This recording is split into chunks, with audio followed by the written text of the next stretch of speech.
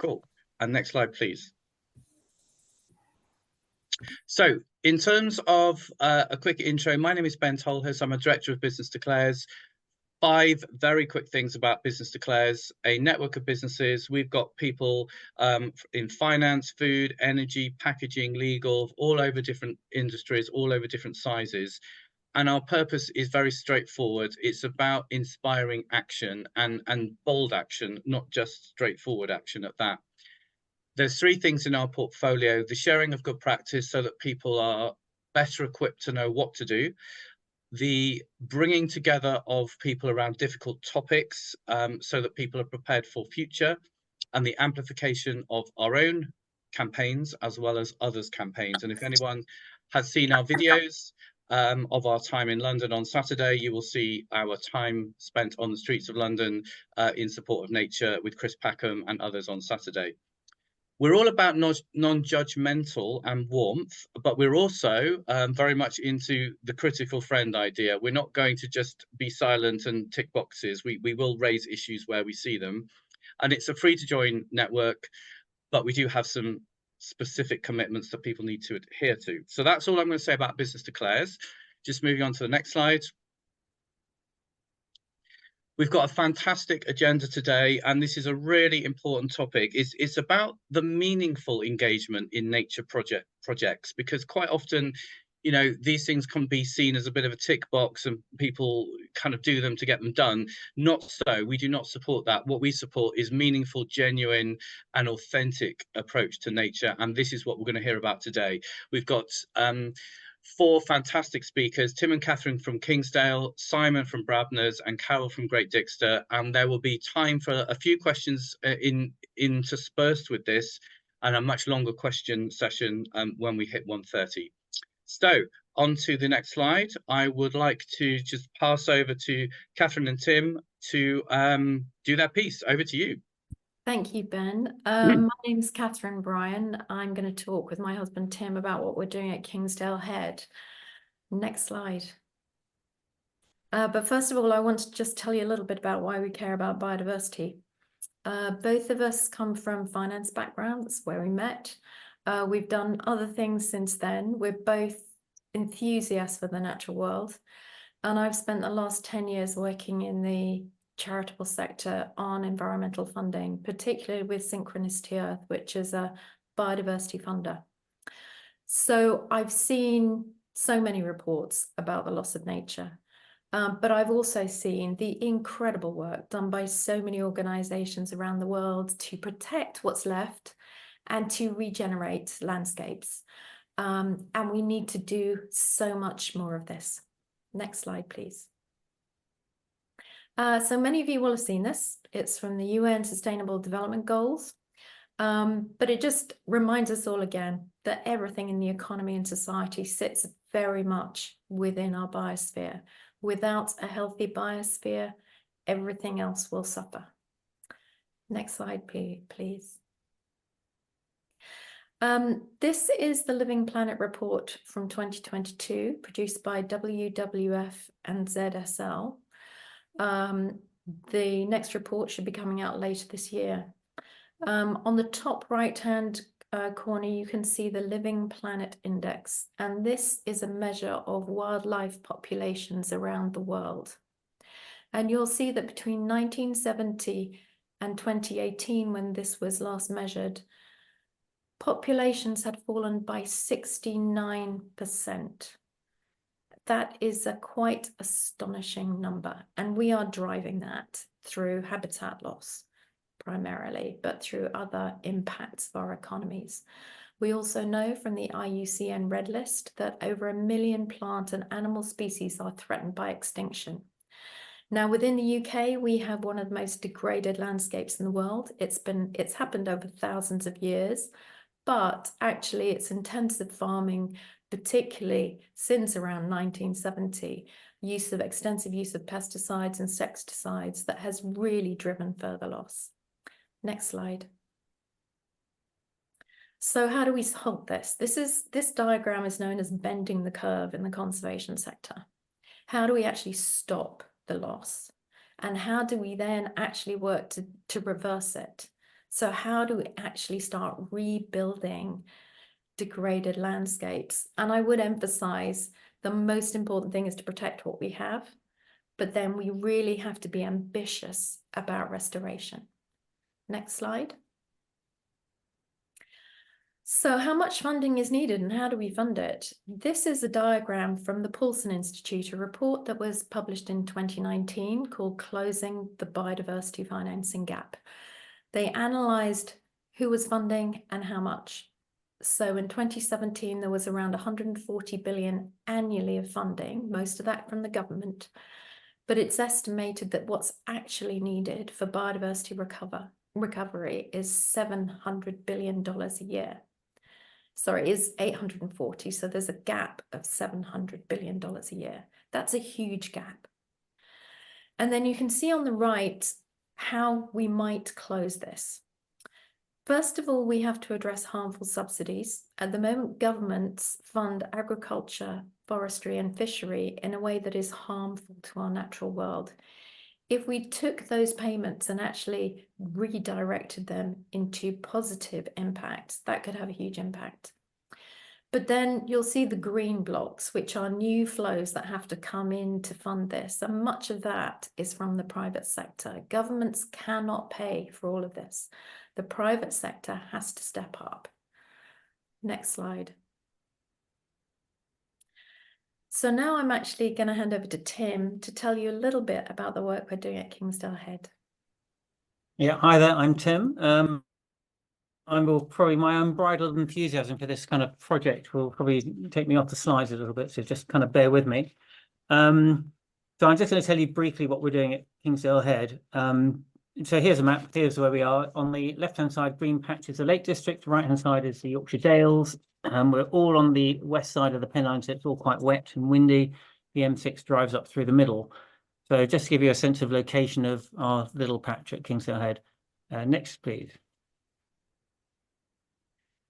Okay, so why are we doing it and what does it matter? So 4 years ago, Catherine and I decided we wanted to do something with a really positive impact to try and actually, add to the change, really. I mean, there's other people doing this stuff already, as we all know. So we bought an upland sheep farm that Tim, you're on mute. Tim, you've gone on mute. Whoa, sorry, a clumsy finger. Well, sorry, Uplands at which point? Uplands Farm onwards. Thank you very much. So this upland farm, which had been industrially farmed by sheep for the last few hundred years, but particularly intensively over the last post-war period. And this has led to severe degradation of the biodiversity and significant carbon emissions due to the way that the land has been managed by putting in extra drainage channels to make the land drier to allow you to have more sheep. And this is substantially farmers responding to agri-environment schemes that have been introduced. And bear in mind that most of these landscapes you're looking at, these upland landscapes, were historically treed. I mean, many hundreds of years ago, but the trees have been cut down for various reasons, for clearances for animals, but for firewood, for building materials, etc. And our aim really is to make Kingsdale an example to others of how you can farm, really farming for biodiversity gain and for carbon capture, to make this but environmentally and economically sustainable, to make it actually something which other people can do as well. Next slide, please. Right, here's a picture. This is a map of Kingsdale Head site. Various colours, it's called a habitat map. So each colour sort of loosely defines a different type of habitat. The bit we're particularly talking about as well, all these habitats, because it's very diverse, but the purpley pinky bit is the peatland. This is a 1,500 acre site. 1,000 acres of it is peatland. And the red hatching across is all of the marked drainage channels that were put in largely in the 70s and 80s, actually. And there's about 60 kilometers, nearly 40 miles of drainage channels. Now, we've done a lot of peatland restoration, and they have substantially been corrected now and dammed. And I'll just come briefly back to that in a minute. But we have a very wide range of different habitats on this site. Next slide, please. So what are we doing? Well, there's a hierarchy of needs in these sites. We're trying to restore nature there. So peatland has been restored, or the first steps have been taken anyway. So we've blocked all the drainage channels. We've got about 6,000 odd dams that have gone in. I won't go into the detail here. We've introduced different types of grazing. So instead of having what was historically around 650 sheep on a site, sometimes more and more recently less, but we have 0, or we try to maintain 0. And we have 15, just 15 lightweight Galloway cattle, which the term is used as conservation grazing. They will go around and break the land up a little bit, spread seed and manure, and they help with the actual change of habitats that we're looking for by eating some of the grasses out in the areas where they've been encouraged where they shouldn't be. We've also had to plant quite a lot of trees as well to reintroduce seed source. We do have charcoal sources which tell us the number of trees that used to be there. So we kind of have a pretty good idea. It's a pretty natural native mix of trees. And we have already seen, next slide please, some amazing changes in the flora and fauna, largely in the flora, but these changes so far in the last 4 years by just removing the impact of the sheep. That's a waxcap mushroom, for those who didn't know what that was. There are a huge number of berries that have turned up, which were already there. The plants were there, but the berries never got a chance because the sheep don't eat the berries, actually. They eat all the foliage. So we've got cloudberries, cranberries, bilberries, you know, so all these different types of things. Natural regeneration as well, which is beginning from things like willow trees in the river beds and alder. So we're seeing a huge impact from just having removed the sheep and changed the way that the landscape is used. We've done surveys of most things, fungi, moths, bats, and we're trying to help really with the education. If you can go to the next slide. Right, and here is the building block of the peatlands. This is sphagnum moss, or one of the 50-odd sphagnum mosses. Mosses have been quite subject to acid rain and general pollution, so they're quite delicate things. And obviously drying out the peatlands means that they cannot survive. They need to be wet to survive and to create the environment that actually means that they lay down into these carbon stores. We've also actually recently opened up a nursery to actually propagate the more rare of these sphagnum mosses. So next slide, please. One of the big things we've very briefly touched on was the peatland restoration. And a major part of this is largely done through a thing called the Great North Bog, which is a very large landscape area in the north of England, funded by the Nature for Climate Fund largely and managed by the Yorkshire Peat Partnership, but there was a shortage of funding. Now, through Business Declares, of which we are a member, hopefully as a solution part for some of these issues, we were introduced to Brabners, who are a law company generally in the north of England. And we've got a fantastic experience with them and an ongoing relationship as well. But they provided the missing gap of funding that was necessary for this peatland restoration to take place, which is now being completed.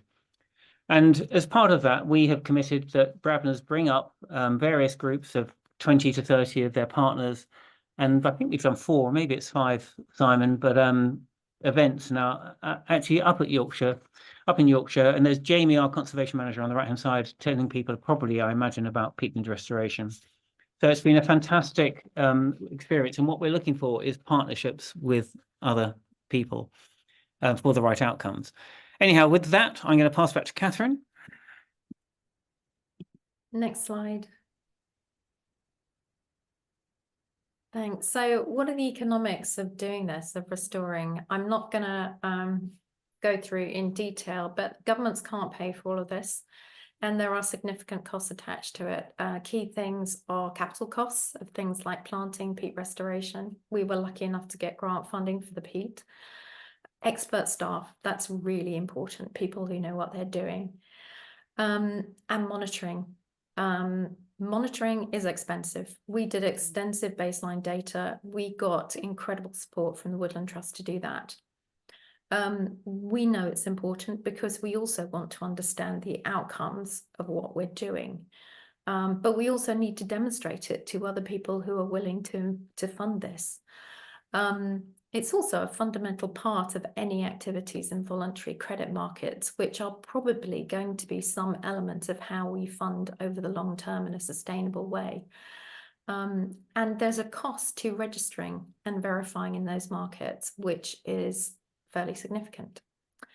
Next slide. So what are the income streams? The current basic payment scheme, which was part of the Common Agricultural Policy, is now being phased out and ends next year. The new UK scheme is the Environmental Land Management Scheme. There are 3 tiers of this, and Kingsdale Head is in tier 3 of landscape recovery. We're in a pilot project called the Three Dales Project, working with 8 other landowners, working at a scale of 4,000 hectares across the uplands around us. Now, a fundamental part of this scheme is that we have to demonstrate to government that we can get private funding into our project. Government will provide some of that funding, but they need to see private funding coming in too. And generally, we won't be able to scale up the level of restoration we need in this country without private funding. We probably need 6 to 8 billion invested annually in restoration, and at the moment it's probably 2 to 3 billion. Next slide.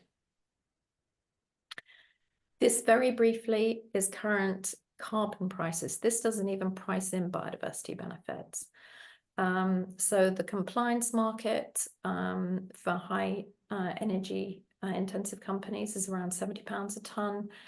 UN Global Compact suggests £78 a tonne.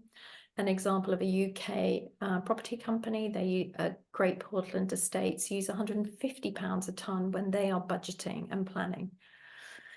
Direct air capture, which is a new technology many people hope will be a solution, currently costs between £120 and £550 a tonne.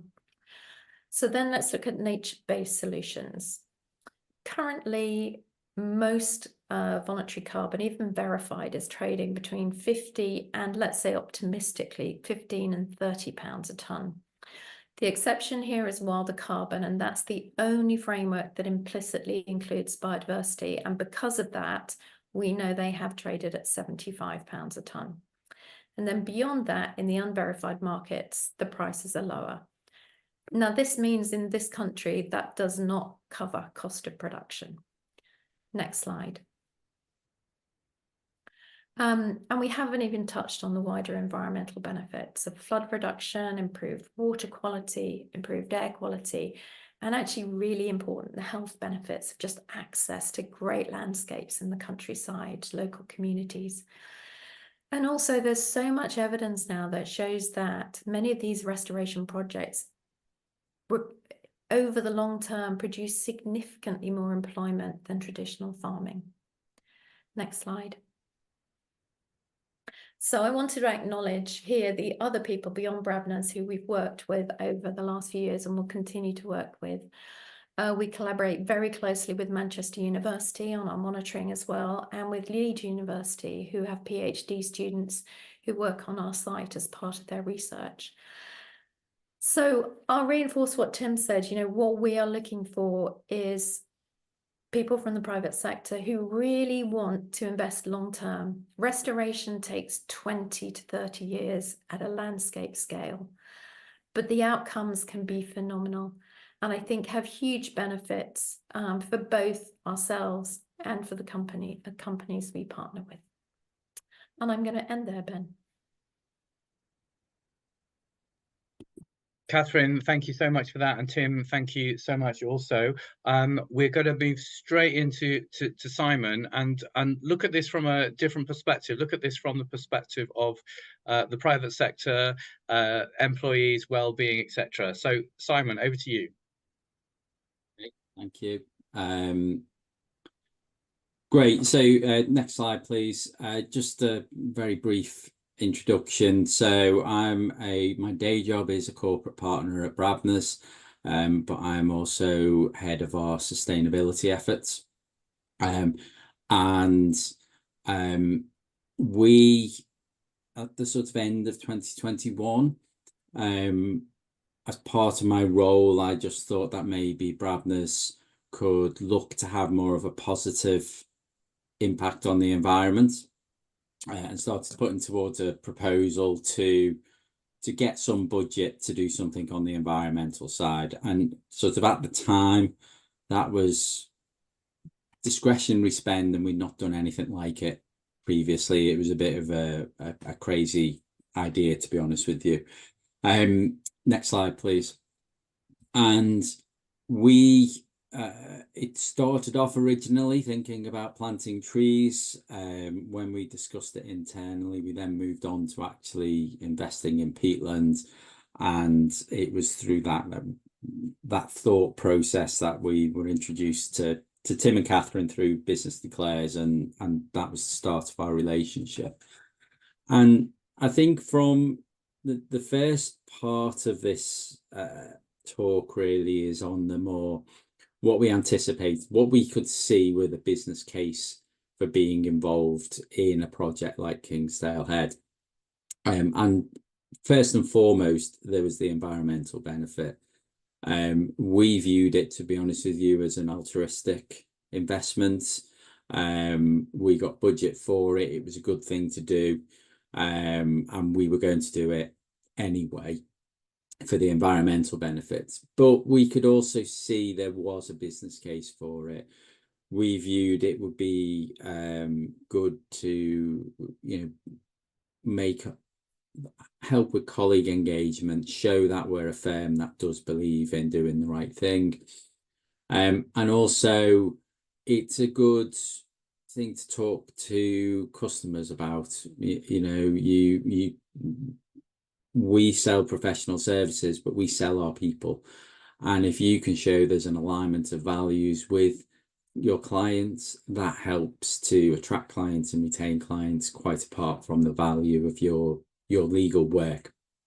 There's then publicity. You obviously, whenever you're spending money on something, you put out press releases, try and increase the general brand awareness. And then also we could see that we might be able to use it in award submissions. We as a firm, we're looking to lead with regard to sort of diversity, equity and inclusion, and also sustainability. So we could see that those things all made sense to be involved and to get budget for it. And thankfully I was sort of pushing at an open door, but it is important to say why it's important that money goes out the door. Next slide, please. What actually happened was much more than we had anticipated, and we got much more return on our investments than we had actually thought we would get. As Tim and Catherine mentioned, it's not just been a case of put money into a fantastic project. We've been able to be much more hands-on in the form of having volunteer days up at Kingsdale Head, and they're fantastic. We rendezvous at one of our offices, or get on a coach and head up to Kingsdale Head. We have the morning for information. Jamie tells us about peatland, about the importance of it, and the wonders of sphagnum moss and organic cow poo, and the benefits that has. And then we have some lunch, and then in the afternoon we do a bit of actual manual labour, so planting trees or maybe clearing plastic from previous tree planting projects where the trees are established enough and they don't need the plastic protection. And people come back really buzzing from those days. There's a really good good factor. They come back, they talk about it to their colleagues as well, and it really, the colleague engagement that we've got has been much more than we initially anticipated. And we are using it as a colleague education piece as well. So we've built, Tim and Catherine and Jamie have come in and done a lunch and learn with us about peatland. And we've also moved towards educating our colleagues about sustainable diet and sustainable eating, and just sort of seize the opportunity and to have an internal element of ownership. And it's affectionately internally nicknamed the Brabners Bog, and it is talked about quite a lot. We've then it's formed the basis of some fantastic awards that we won. So we got Sustainability Initiative of the Year at the Lawyer Awards. We've had wider ESG awards as well, and it was no coincidence that the first year that after we got involved with Tim and Catherine we were shortlisted for the ED Award for Sustainable Business of the Year award, which was just fantastic and an honour, because that wasn't a legal industry award, that was much wider. And the thing that sort of got me buzzing most really was we were fortunate enough to be included in the UN report on the progress on the race to zero, as an example of a collaboration between a fantastic environmental project and business. And that report was presented to the UN in New York a couple of years ago, and that was sort of a real highlight for us that, you know, a northern law firm was getting mentioned by the UN as an example of best practice. Next slide, please. What we've also found is that it was a proof of concept for us, that you didn't need to just put budget into buying physical things or, you know, specific marketing events, or you know, the traditional spends of a law firm. And the returns that we got made it much easier to get budget for doing other good things. So having previously sort of done ad hoc charitable donations, but they tend to be fairly low.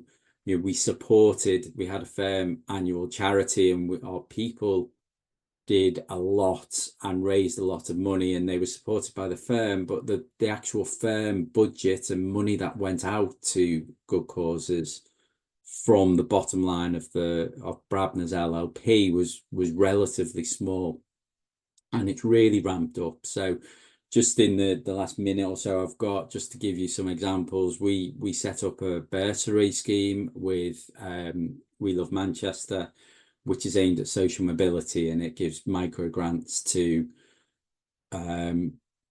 students from underprivileged backgrounds to help them with their studies, and that one's particularly aimed at that legal students, so helps pay for a laptop or pay for I think we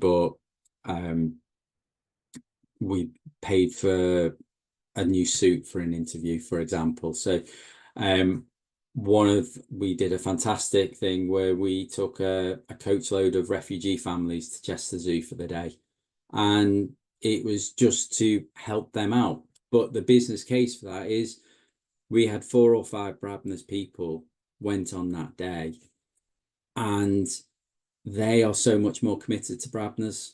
They are not going to have their heads turned in the same way as they might otherwise done. And that purpose, you know, it was £1,500 budget, but it's probably saved us many thousands of pounds on recruitment fees and lost productivity, because they're going to much more likely stay with Brabners. And finally,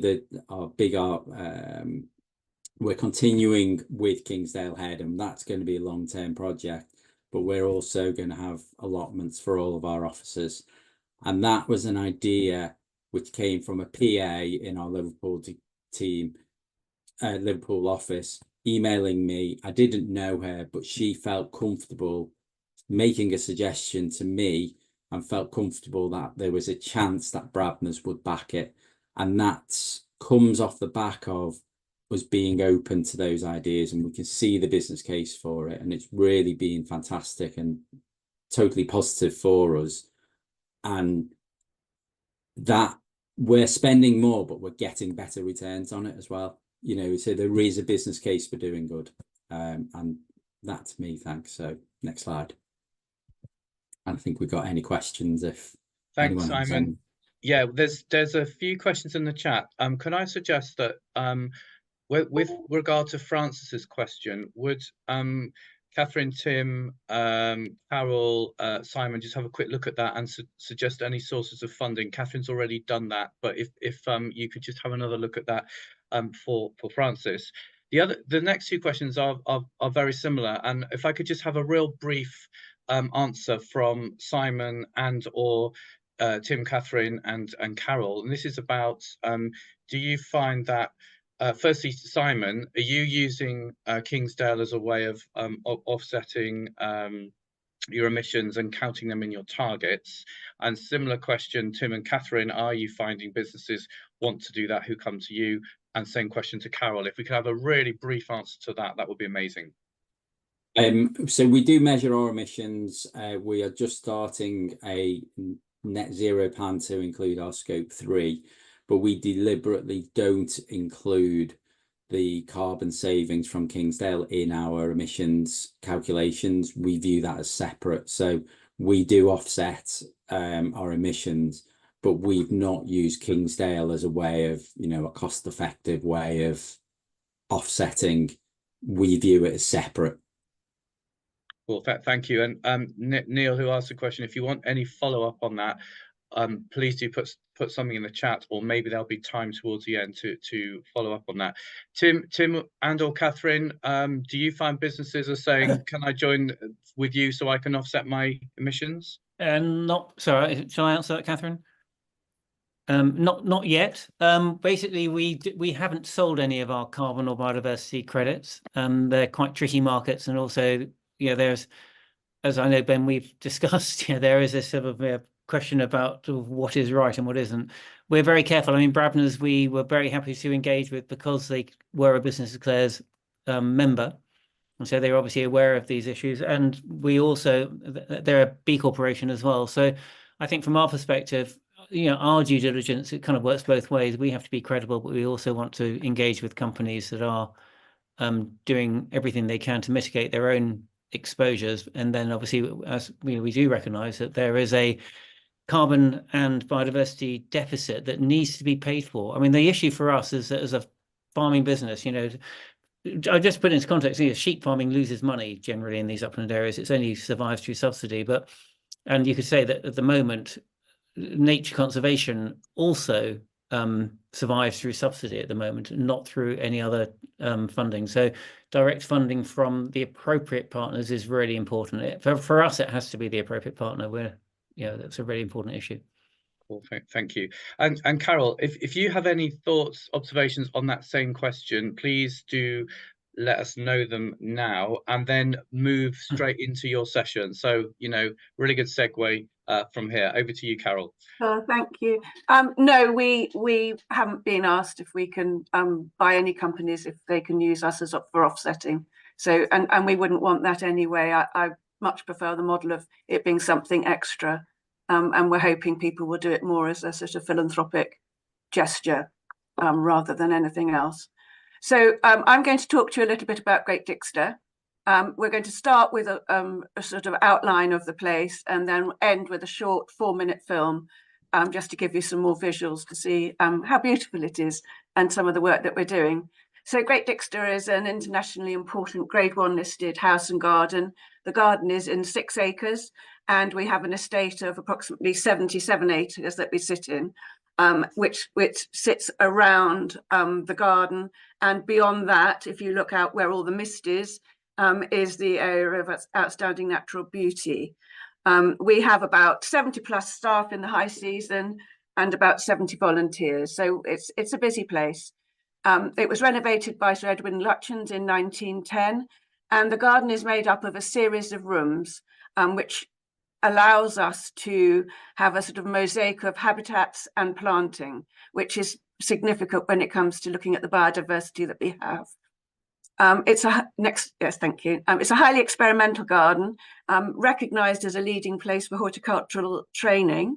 We're open to the public from March to November, and we have about 50,000 visitors a year.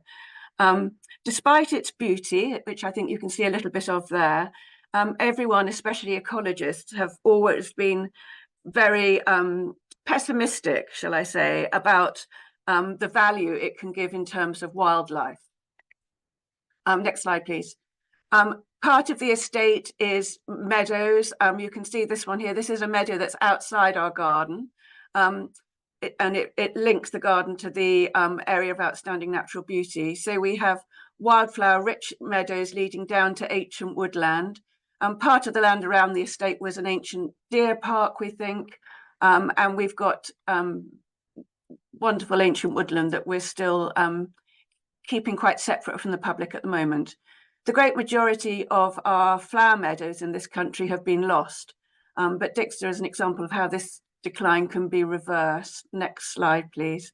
We also have meadows within the garden, and you can see here one that's full of orchids. The expertise that we've gained has allowed us to produce grassland, which is rich in green-winged orchids, common spotted orchids, Dyer's greenweed, wonderful things, and they're still all going strong at the moment. Next slide, please.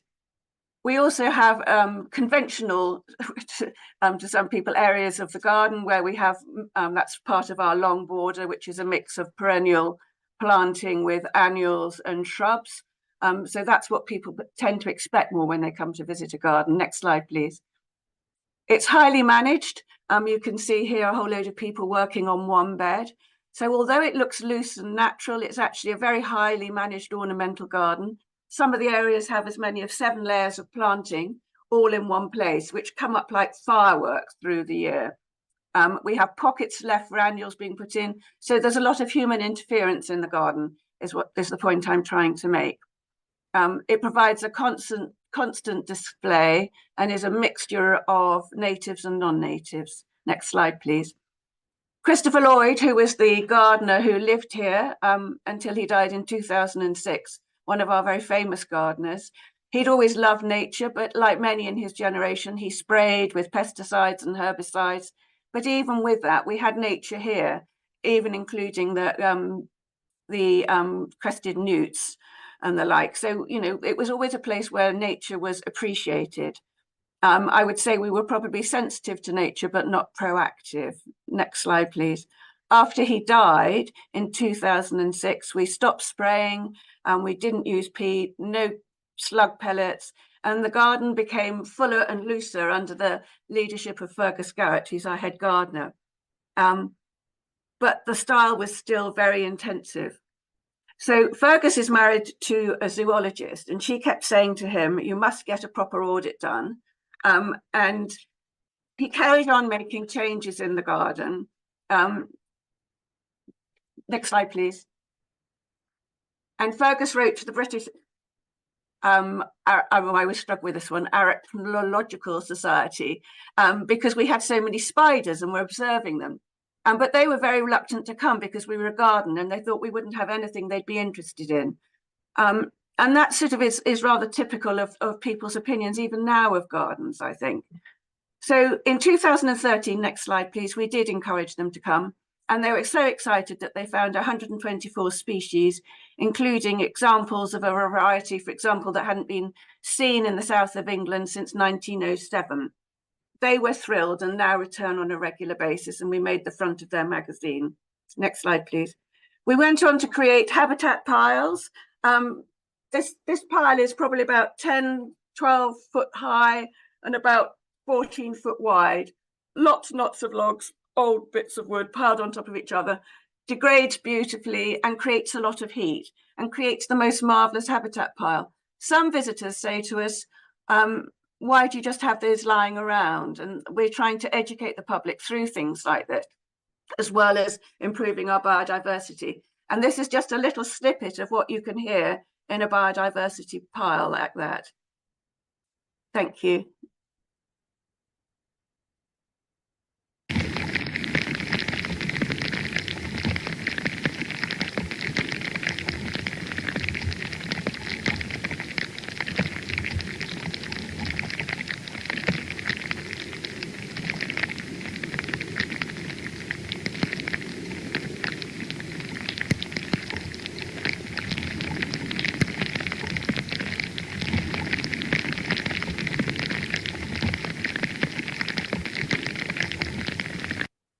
Thank you. Children love that. It sounds like monsters in the jungle.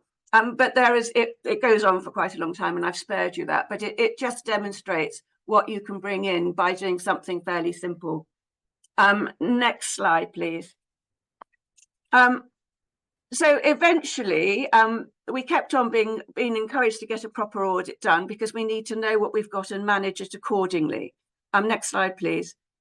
This sort of diagram of a web of life, you know, shows the way everything is interconnected. What it's missing there, I think, are two very important things, and that's the soil and people. Obviously, it hasn't got all the all the various wildlife that we have, but I think the soil and people should absolutely be in there. And we regard ourselves as very much part of the biodiversity at Dixter. So eventually, next slide, please. In 2017, we did do an audit, and we did a very comprehensive one. We did archaeological assessments, we did moth and butterfly surveys, we did invertebrates, vertebrates, birds, everything you can imagine, lichens. And in fact, in total, we found 2,029 total species recorded in that period. Next slide, please. This just starts to show you how we're able to, this is just some of the invertebrates, but it shows how we're able to identify which part of the garden and the estate that we have the most in.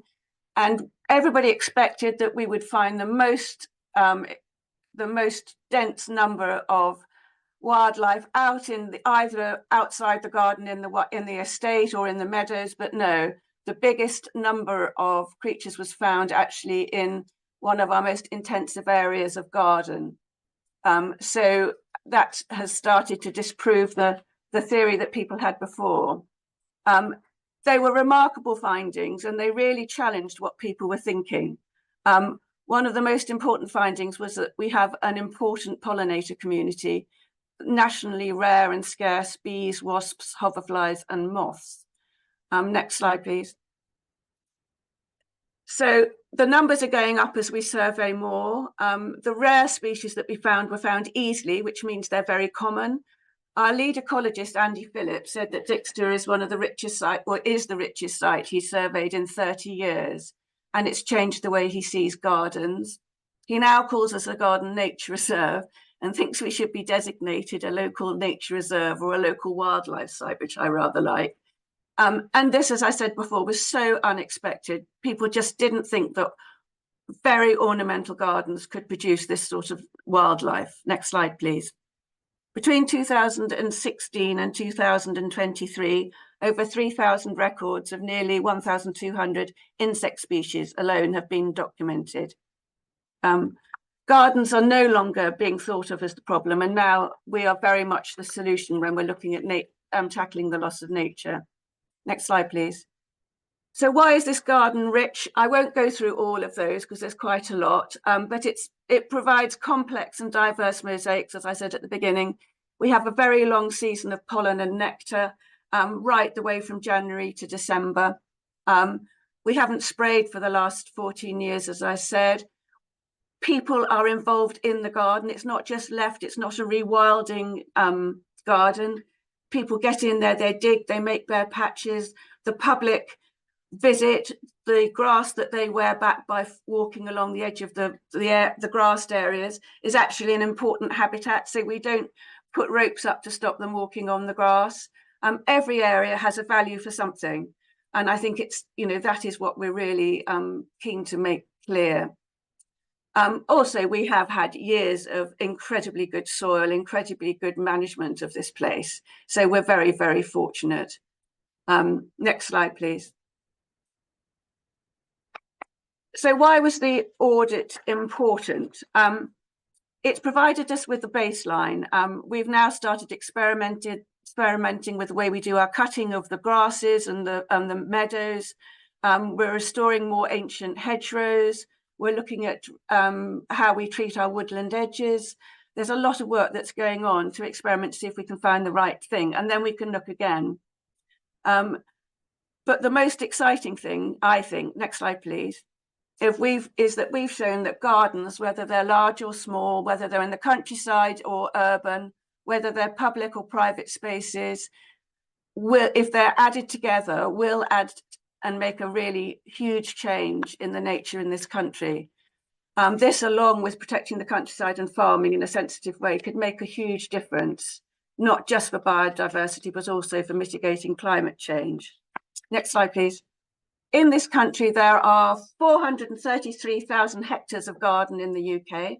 There's approximately 240,000 hectares of roadside furge and 1.7 million hectares of urban areas in the UK. All of these areas are out of the food production zone and all within our control. The 433 hectares of garden are actually more than the combined areas of special scientific interest and country national parks. So I found that very interesting. Next slide, please. What we believe is that what makes Dixter rich is relevant to any designed landscape and any garden. This mosaic system can be replicated in towns, villages, or city, but it just needs to have everybody on board and working together. We spend a lot of time here working with politicians, ecologists, planners, architects, landscapers, to try and get them all to understand this issue, because that's essential to make it work in the future. We've affected the way people manage their gardens throughout the world now. And so this audit is something that lots and lots of gardens have now started to do and are seeing their own spaces very differently. Next slide, please. And this shows an example of a city. You can imagine all those rooftops with different roof gardens. You can imagine the green spaces at the bottom with some different thing. All of those areas could have slightly different approaches, and the collective amount would add to a habitat like we offer at Great Dixter.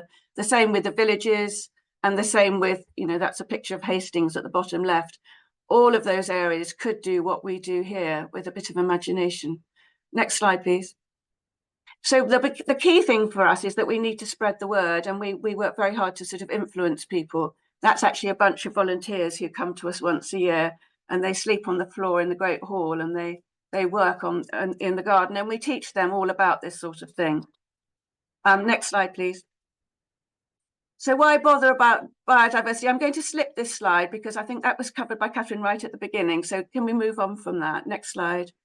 So this is why do we need to develop partnerships with business? Well, as a garden, it's even harder for us, I think, to attract funding. We don't get local or central government funding.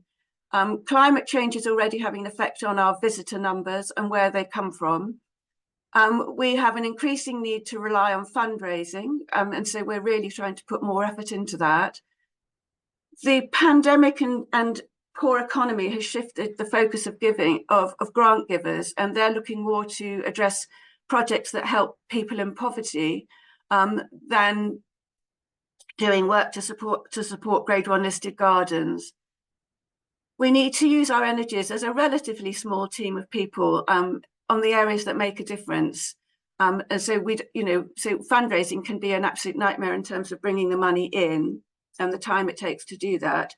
And we need to seek longer term commitments from donors. We do have a wonderful bunch of friends who support us a huge amount, but we're having to look outside that now to corporate partners in some way or another. Next slide, please.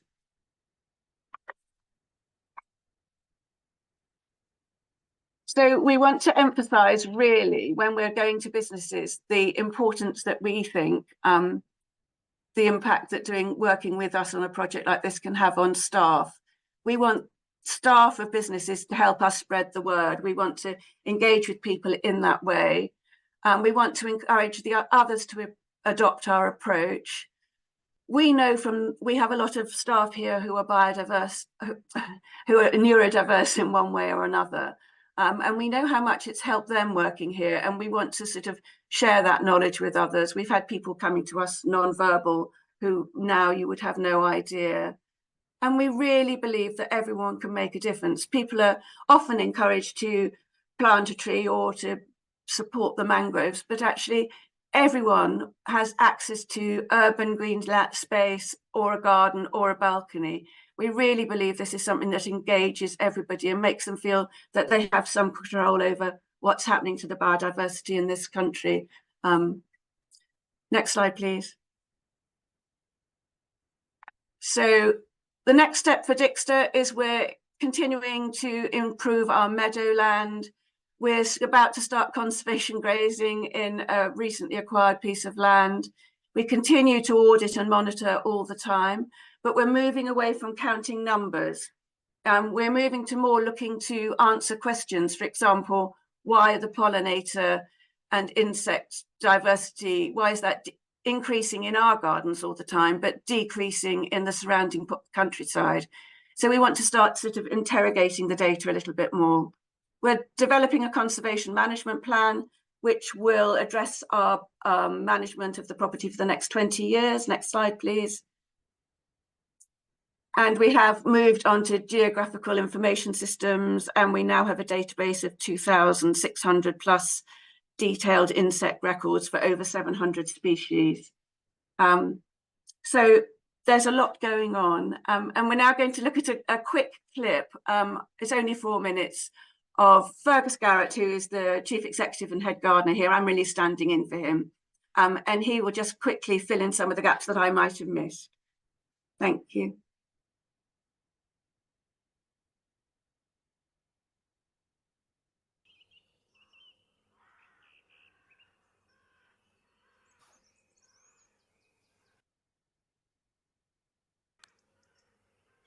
Great Dixter is in East Sussex. It's a 15th century manor house with a Lutyens wing, and it was the home of the extraordinary gardener Christopher Lloyd.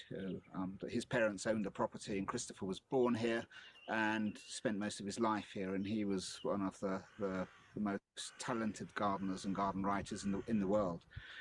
And he died in 2006 and set up the Great Dixter Charitable Trust, and so we continue in his footsteps. It remains the most dynamic, experimental, pioneering, exciting garden in the world. It's one of those places where, you know, it's constantly evolving, constantly full of surprises, but the spirit still remains the same. It's one of striving forward with brilliant horticulture and with biodiversity and sustainability going hand in hand with all of this. You know, our recent biodiversity audit showed that this garden ranks number 26 in the most biodiverse places in the whole of the United Kingdom, and that includes all the nature reserves and the treble SIs and all of those. And it just shows how a intensive flower-rich garden that's highly gardened by skilled gardeners can be a haven for all this wildlife, which means that we don't have to rewild everything, that each one of our gardens can play a part in increasing biodiversity in our rural spaces, but also in our urban and suburban places. So that's a very important factor as far as Dixter is concerned. And also very important with Dixter is education. You know, we've trained gardeners for years and years and years, and we're regarded as being the #1 training place for flower gardeners in the world. So we have gardeners from North America, from South America, from all over Europe, whether it's France, Belgium, Germany, Italy, right the way through to the Middle East, to Turkey, and to the Far East, that come here to garden in the Dixter style. And that Dixter style is about recognizing the sense of place, knowing the importance of history and how you take a garden forward, how you manage it with a team, how you push and pull work to be efficient, but also it's about being extraordinarily creative, so that you're not just doing the obvious things, but you're playing with plants in the most artistic way.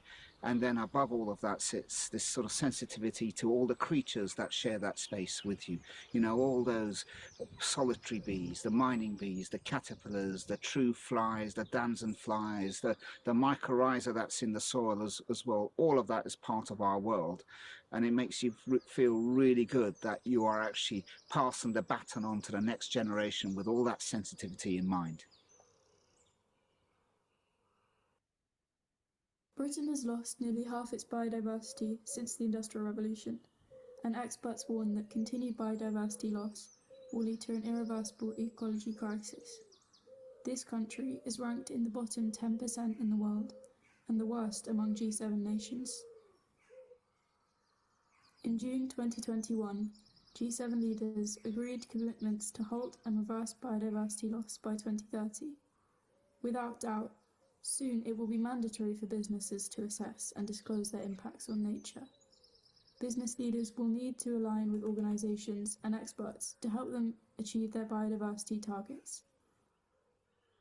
We are seeking support from businesses who wish to help us to continue to create an exceptional space for nature and to share our approach with others.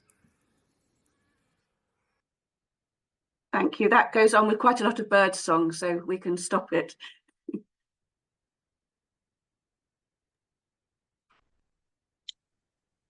Thank you. And Thanks. that's it. Thanks, Carol. Really appreciate it. Just conscious of time, and thank you to the 23 people that have stuck with us for the whole hour, and nobody's gone. So you must have been engaged, which is great.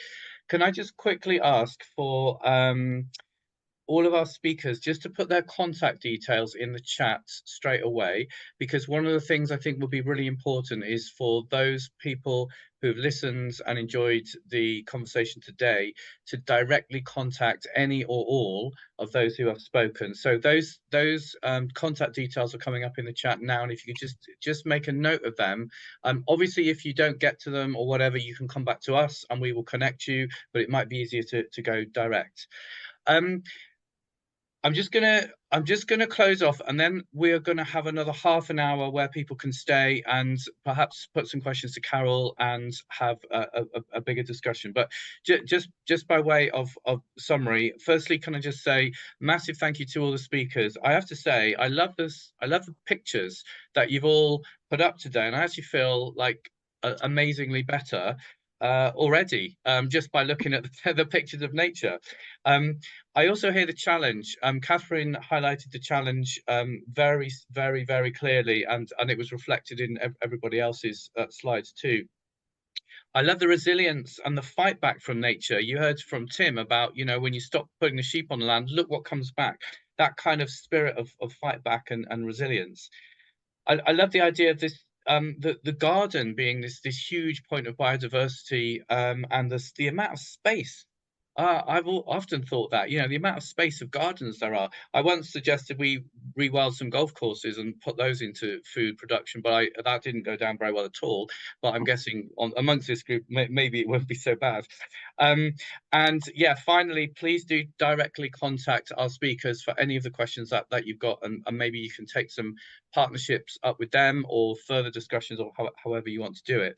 So a massive thank you to everyone on the call. A massive thank you to our brilliant speakers. I'm going to stop talking now and invite anyone from the audience to pose a question, come off mute, pose a question, observation, anything you'd like to say, or if you'd rather just put it in the chat, please do put it in the chat.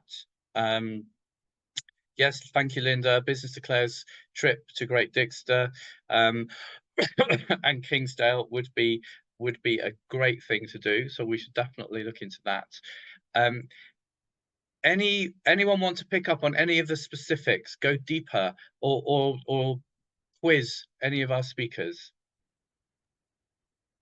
Ben, can I jump in? Yes, you can. Who's that? Suzanne. Hello. Yeah, Suzanne. Hi, my name's Suzanne Wise. I've actually just joined the environmental charity in London, CPRE London, as their chair, and really interesting. I mean, all the presentations have been fascinating and inspiring. But I just wanted to pick up on the gardens point, because a lot of the work that we're doing in London is trying to encourage people to use their front garden, their front garden space for gardens rather than to park their car on. And the biggest issue I think we have in many of our urban areas is that space. People are reliant on it for car parking, and so it's really linked to sorting out public transport. And you can't solve one issue without solving others.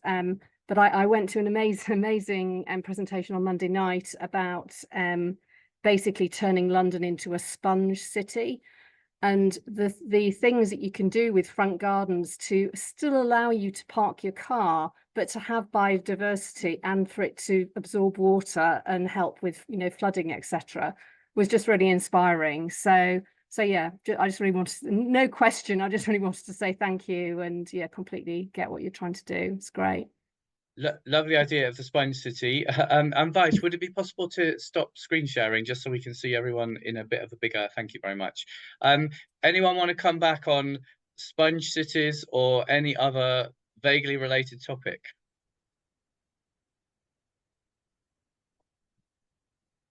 Oh, sorry about that. Ben, if I can jump in, I was at Yeah. a conference. Sorry, Sponge City is a great idea. And given I spend lots of time in London, and you see what happens when you get torrential rainfall there and the flooding, we need to move on things like that. Slightly different. I was at UBS Nature Finance conference 2 weeks ago, and time after time, people kept saying there is no demand from businesses to fund restoration and fund nature. And this was to an audience of people who are all trying to do really interesting things, whether for commercial investment or more charitable type investment. So my question to some of the audience is, what are the hurdles for business and how can we help change that? Great question. Would anyone from business, inverted commas, like to respond?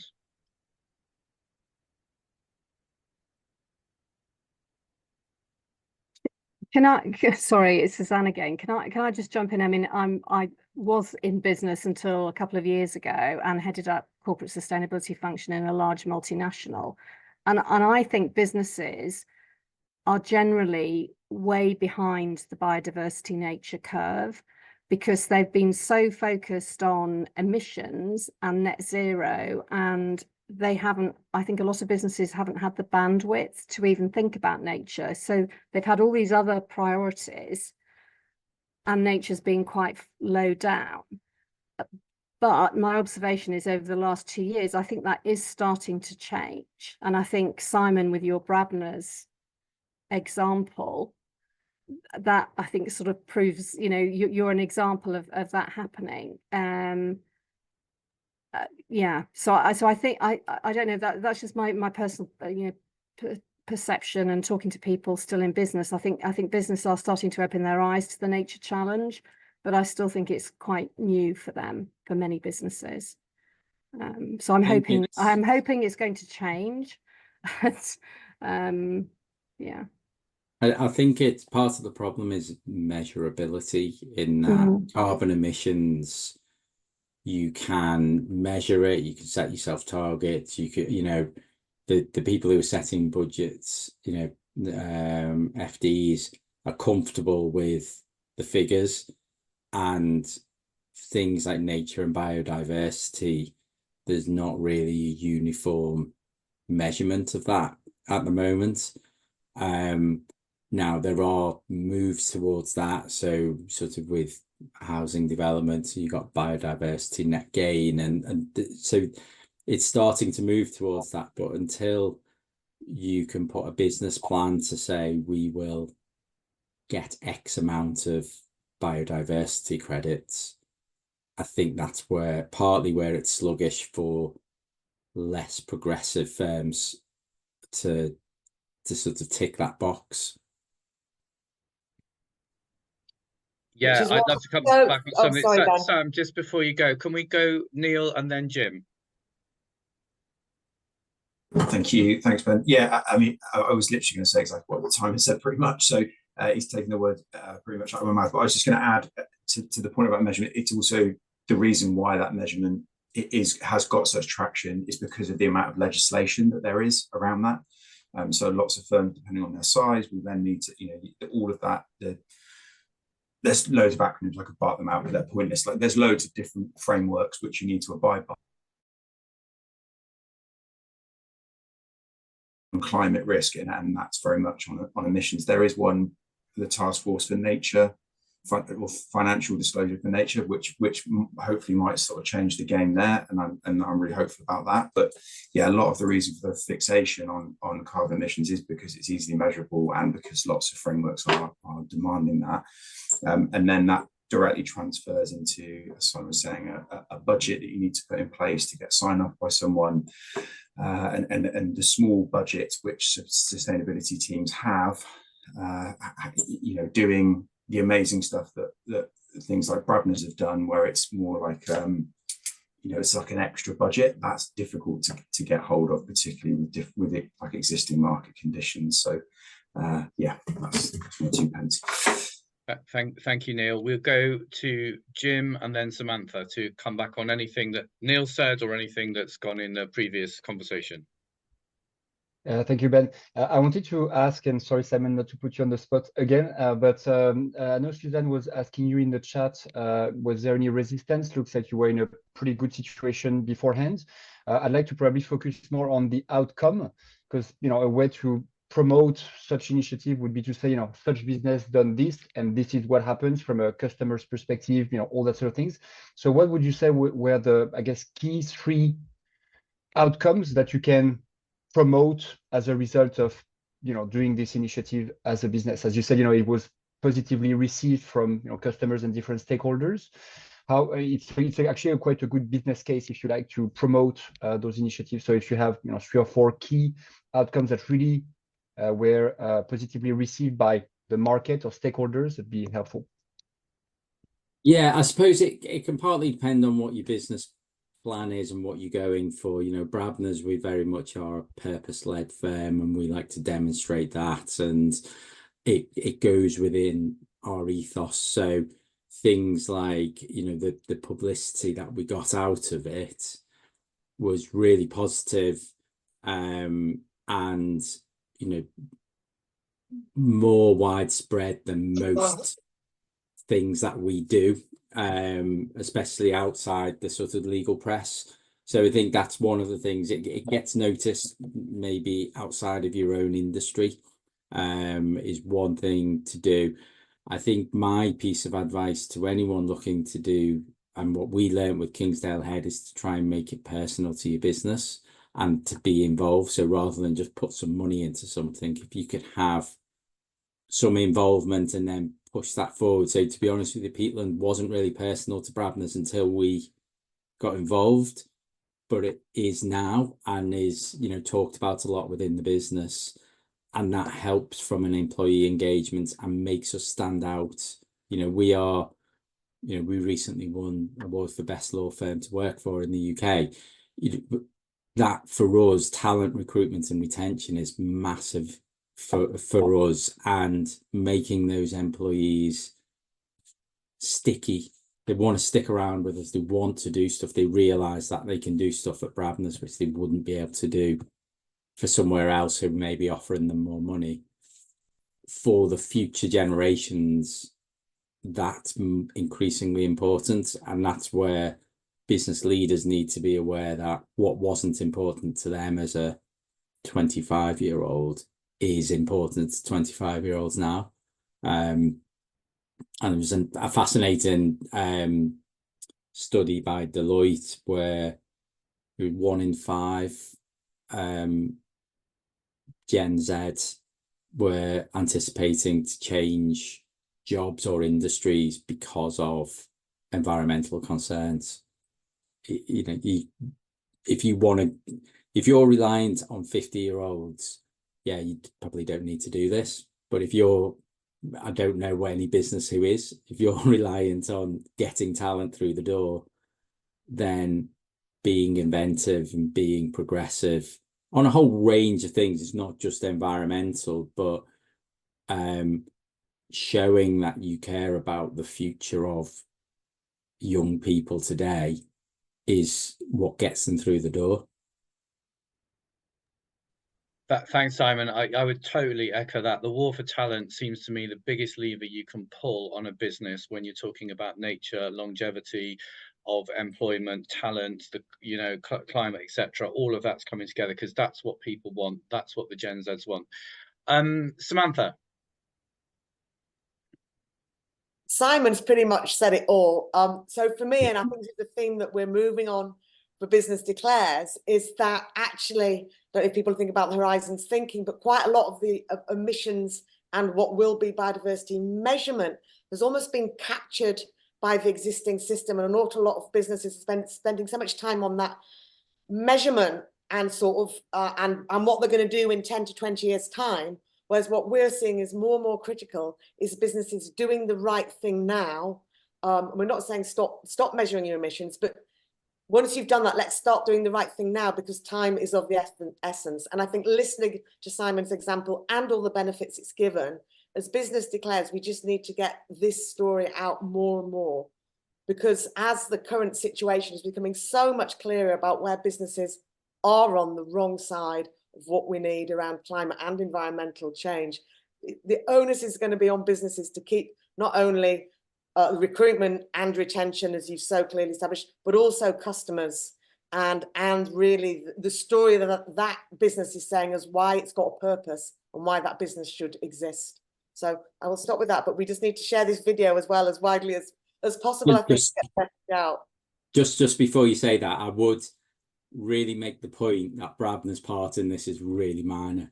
It's the drive of the people behind. So in our case, Tim and Catherine, for what they've done is much more impactful than Brabner's. So, you know, Brabner, I'm really proud of what Brabner's have done, but it still pales in comparison to investing, you know, buying a sheep farm nowhere near where you live and totally transforming it and being a leader to the other farms nearby and hopefully influence their behavior is really inspiring, and we're sort of riding on their coattails to a certain extent.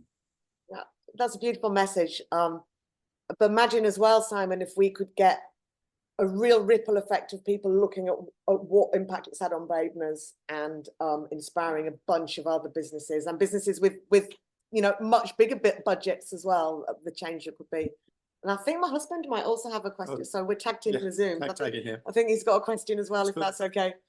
Yeah, for the Kingsdale group, I just wondered, are you planning on actually producing food on a commercial level from that estate? Or is it more of a rewilding project? Yeah, good question. We produce a very small amount of beef. So we have a very small herd of Galloway cattle. The number of cattle is very much determined by what the landscape needs, not by beef production. So we're talking tiny amounts. It's never going to be a big income for us at all. We decided, though, that we did want to do that. One, because we also wanted to demonstrate that really high quality beef, it tastes different. It should cost a different price. People should want to buy it because it's special. But you just cannot produce it in an intensive way, the way much beef is produced now. But it's tiny. It's tiny what we produce.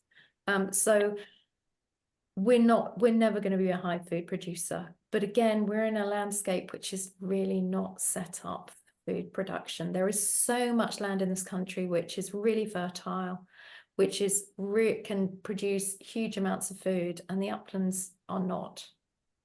I just add to that. The point is, yeah, where it has been used for, you know, sort of large scale sheep farming for food and wool, because it's had hugely negative impact. So really, the land can't carry for large food production. We do have a lot of bilberry, so if you fancy bilberry jam. But it's you know, it's yeah, as Catherine said, our food production is minor, but that's really because the land is not, you know, the use of this land is for biodiversity nature. So you're right, it's more a rewilding approach. The reason why I say that is obviously there is growing concern about food security, food production for this island, and obviously sheep. You know, there is a production of food there, so it's just something that occurred to me. You know, there has to be a balance of, you know, wiping out all of the sheep off of the highlands will be great for biodiversity, which I'm fully on, but there would be a loss of food production. You know, there is you know, that's the reason why the sheep are used there, because they can graze away. So it's a tricky balance to be you know, as we go into a very uncertain global food production. It is a tricky balance. Having said that, I would say that about 75% of land globally, largely actually, but also in the UK, is used for animal production, whether that's directly through animals grazing, like grass-fed stuff for cattle and sheep in general, but also sort of all the feed stuff that they're fed. So rotating away from a less carnivorous diet into a more balanced, sort of more vegetarian type diet does release a huge amount of land, which is currently used for, sort of animal production, which could then be used for other types of food, which, arguably, are probably better for people as well in general health terms. So, the sheep thing is an interesting one. I mean, it was something which we do have to address with people. Wool, for example, I mean, just as one of the other crops from there, it costs you £1 roughly to shear a sheep and you get nothing for the wool. The meat parts, most of it, a lot of the lamb in the UK goes, obviously it is eaten, but it's a relatively small amount actually, generally. But anyway, yes, it is an issue. I agree, but it's about how we use our land for production of, sort of what type of food. Yeah, Thanks, Tim. Yeah, Sorry. more lamb is exported now than we eat domestically. The consumption of lamb in this country has dropped dramatically in the last 30 years. Yeah, I mean, I feel like a whole food security webinar would be amazing, and maybe we should pick that one up as another thing. We're coming very close to the end, and I would like to give each of the 4 speakers like a 1 minute kind of closing point that they want to make, which I hadn't actually mentioned to them before. So sorry to guys to put you on the spot, but I'm giving you a little bit of thinking time here. Whilst you do have your thinking time, is there any final question, observation, or point that anybody wants to make? I know there's some stuff coming in the chat, but does anybody want to speak with a point, question, or observation as the last word before we go back to our speakers? No. Well, in that case, you have less time than you could have done. Who would like to? I will think I just pick someone. Simon, what's the one kind of closing message you'd like to leave for everybody today? That doing good can be good for your business, and you need to have a more holistic way of assessing that. We put money into Kingsdale Head and the returns we got are far more than we anticipated. Fantastic, thank you. Carol, your closing message for everyone? I suppose it would just please remember the importance of gardens, and don't underestimate it at all. It has huge potential, and yeah, I think that's mine.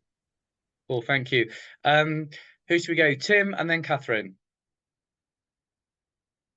I just, the biggest message is the environment is obviously the most important bedrock of for all of us, people and every other part of flora and fauna. So, we've kind of raided and pillaged, from the environment, quite understandably, maybe without perhaps not understanding the consequences, but now we do understand the consequences. So, something has to be done at great scale.